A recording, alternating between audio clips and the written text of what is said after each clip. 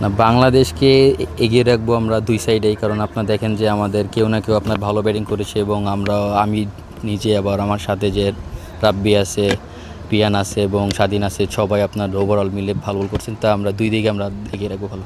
আচ্ছা, আর হচ্ছে ধরেন শুরুতে হচ্ছে একটু মানে মালয়েশিয়া ভালো খেলছিল ব্যাটিংয়ে, আবার হচ্ছে যে এক সময় বাংলাদেশেরও হচ্ছে শুরুতে উইকেট পড়ছিল, তো তখন কি মনে হয়েছে নাকি যে ম্যাচটা বেরিয়ে যাবে হাত থেকে?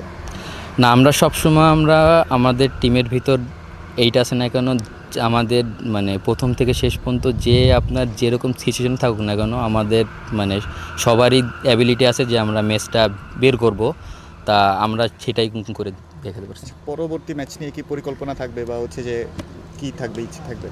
পরবর্তী ম্যাচ নিয়ে তো আমাদের একটাই চিন্তা, যেহেতু ওদের দুইটা ম্যাচ হারাইছি, যদি এই ম্যাচটা যদি আমরা হারাইতে পারি তাহলে ওদেরকে আমরা ধয়টাস করাতে পারবো, আপাতত এইটাই চিন্তা আছে। আচ্ছা, দুই ম্যাচেই হচ্ছে যে ম্যান অফ দ্য ম্যাচ হয়েছেন, তো এই বিষয়টা কেমন লাগছে?